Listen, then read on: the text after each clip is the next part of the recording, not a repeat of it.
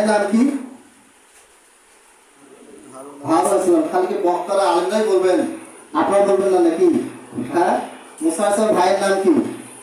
হারুন। খালাতো মামাতো বিভিন্ন রায়াতে বিভিন্ন কথা আসছে, ভাই ছিল, খালাতো ভাই এই রায়টা বেশি শক্তিশালী, যাই হোক ভাই ছিলেন। মুসা আলাইহিস সালাম তার সম্প্রদায়কে এই হারুনের হাতে দিয়ে বললেন যে তুমি এই 12টা সম্প্রদায় আমার যে উম্মত, এদেরকে খেয়াল রাখো, আমি তুর পাহাড়ে আল্লাহর সাথে সাক্ষাৎ করে আসি। আল্লাহর সাথে কেন সাক্ষাৎ করতে গেলেন? কারণ এই বনি ইসরাইল এতদিন অত্যাচারিত ছিল, মাজলুম ছিল। যখনই তারা নদী পার হয়ে গেল, এই পাশে এসে যখন তারা স্বাধীন হয়ে গেল, এদের ভিতরে আস্তে আস্তে স্বেচ্ছাচারিতা বদমাশি শুরু হয়ে গেল। এরা মুসাকে বলতেছে যে আল্লাহ আমাদেরকে রাস্তা পার করাইল, নদী পার করাইল, আল্লাহ আমাদেরকে পাথর ফেটে 12টা ঝর্ণা তৈরি করে দিলেন, আল্লাহ আমাদেরকে মান্না এবং সালওয়া তৈরি করে দিলেন, দিচ্ছেন ফ্রি ফ্রি খাবার দিচ্ছেন, আপনি একটু আল্লাহকে বলেন আল্লাহ যেন আমাদেরকে দেখা দেয়। কি দেয়?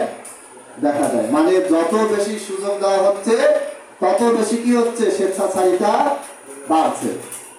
পরে মুসা আলাইহিস সালাম তুর পাহাড়ে গেলেন, আল্লাহ তাআলার সাথে দেখা করতে গেলেন, আল্লাহ তাআলা তার সাথে কথা বললেন, নাকাল্লামাল্লাহু মুসা তাকলিমা, আল্লাহ তাআলা মুসার সাথে কথা বললেন। এরপরে যখন আল্লাহ তাআলা মুসাকে বললেন লান তারানি, তুমি কখনোই আমাকে দেখতে পারবে না, মানে দুনিয়াতে আমরা কখনোই আল্লাহকে দেখতে পারবো না। ফালাম্মা তাজাল্লা রাব্বুহু লিল জাবাল, আল্লাহ তাআলা তার নূরের একটা ছটা যখন জাবাল পাহাড়ে, তুর পাহাড়ে কেবল ফেললেন, সাথে সাথে কি হলো? জাআলাহু দাক্কান, পাহাড়টা পুরো চূর্ণ বিচূর্ণ হয়ে একবার কি হয়ে গেল? মাটির সাথে মিশে গেল, একবার ধুলা হয়ে গেল। জাআলাহু দাক্কান ওয়া খাররা মূসা সাইকা, আর মূসা আলাইহিস সালাম কি হয়ে গেলেন? অজ্ঞান হয়ে পড়ে গেলেন। ফালাম্মা আফাকা, যখন মূসা আলাইহিস সালাম কি করলেন? জাগ্রত হলেন। ক্বালা সুবহানাকা তুবতু ইলাইকা ওয়া আনা আউয়ালুল মুমিনিন, হে আল্লাহ আমি আপনার কাছে তওবা করছি, আমি আর এই ধরনের আপনাকে দেখার আবদার আমি করব না। সুবহানাকা, আপনি মহাপবিত্র, ওয়া আনা আউয়ালুল মুমিনিন। তাহলে মূসা আলাইহিস সালাম তার সম্প্রদায়ের জোরাজুরিতে, তাদের চাপাচাপিতে আল্লাহ তাআলার সাথে সাক্ষাৎ করতে গেলেন। এর বিনিময়ে তিনি কি করছেন? আল্লাহ তাআলাকে দেখতে পেয়েছেন? পাননি। কারণ আল্লাহ তাআলার যে নূর, এটার যে একটা ছটা আলো, এইটা সহ্য করার ক্ষমতা আমাদের নাই। এরপরে দেখেন কাহিনী, দেখেন মূসা আলাইহিস সালাম ফেরত আসলো, আসার পরে তার সম্প্রদায় কি শুরু করেছে? বাছুরের পূজা করা শুরু করেছে। এটা সূরা বাকারার শুরুতেও আছে, বিভিন্ন জায়গায় আছে।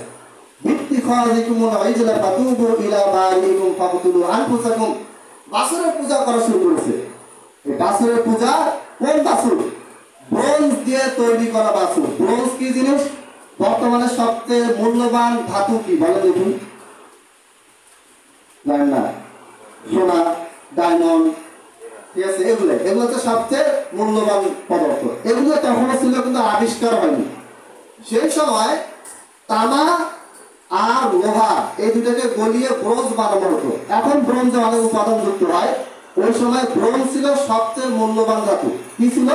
ব্রোঞ্জ সবচেয়ে মূল্যবান ধাতু ছিল। এই ব্রোঞ্জ দিয়ে তারা কি করলো? একটা বাছুরের বাচ্চা বানালো। গরুর বাচ্চা বানানোর পরে এটাকে কি করলো? এটাকে তারা চারপাশে ঘুরে তওয়াফ করে আর সিজদা করে আর বলে যে এইটার মাধ্যমে আমরা কি পাই? আল্লাহর সান্নিধ্য পাই, আল্লাহর নৈকট্য পাই। আজকে যারা মূর্তি পূজা দেখি, বিভিন্ন হিন্দুদের ভিতরে বলেন, খ্রিস্টানদের ভিতরে বলেন, বা বিভিন্ন যারা পৌত্তলিক, যারা এক কথায় মূর্তি পূজা, আগুন পূজা, তারপরে দেবতার পূজা করে, এরপরে সূর্যের পূজা করে, চাঁদের পূজা করে, বাতাসের পূজা করে, গাছের পূজা করে, এদের সব কিছুর মূল কিন্তু এসেছে ওই যে মূসা সম্প্রদায়, ওইখান থেকে। মূসা আলাইহিস সালামের সম্প্রদায় এরা আবার কার কাছে শিখলো? সেই সময় ওই জায়গাতে, ওই এলাকাতে সিনাই পর্বতে সামিরি নামক এক ব্যক্তি থাকতো, তার কিছু অনুসারী ছিল। এই ব্যক্তিটা সর্বপ্রথম বাছুর পূজা শুরু করে, তার পাল্লায় পড়ে কি হলো? এই লোকগুলি কি হয়ে গেল? মুশরিক হয়ে গেল, কাফের হয়ে গেল। চিন্তা করেন, তাদের সামনে মূসা আলাইহিস সালাম স্বয়ং জীবিত, এবং ওই ব্যক্তি এমন ব্যক্তি যাকে আল্লাহ তাআলা কোরআনে সবচেয়ে বেশি উল্লেখ করেছে, যার কথা 8%। আমি দেখেছি যে সমস্ত নবীর নাম যদি আট করা হয়, তাদেরকে যতবার আল্লাহ উল্লেখ করেছেন, স্বয়ং মূসাকে তার চেয়ে বেশি আল্লাহ উল্লেখ করেছেন। এইরকম একটা মহান ব্যক্তি যার দোয়া সাথে সাথে কবুল হয়েছিল, যিনি দোয়া করা মাত্রই এদেরকে আল্লাহ নাজাত দিয়েছিলেন, যিনি দোয়া করা মাত্রই আসমান থেকে এদের জন্য রেগুলার প্রত্যেকদিন সকালে বিকালে খাবার নাজিল হতো। এত বড় মহান ব্যক্তি থাকার পরেও, এত বড় মহান ব্যক্তি তাদের সামনে জীবিত থাকার পরেও তারা কি করলো? তারা একেবারে বড় শিরক করা শুরু করলো। আল্লাহ তাআলা কোরআনে বলেছেন, ইন্নাল্লাহা লা ইয়াগফিরু আন ইউশরাকা বিহি ওয়া ইয়াগফিরু মা দুনা যালিকা লিমান ইয়াশা। আল্লাহ তাআলা শিরকের গুনাহ ক্ষমা করেন না। মানে কেউ যদি শিরক করে মারা যায়, তওবা না করে তাহলে আল্লাহ ক্ষমা করেন না, তওবা করে আল্লাহ ক্ষমা করে দেন।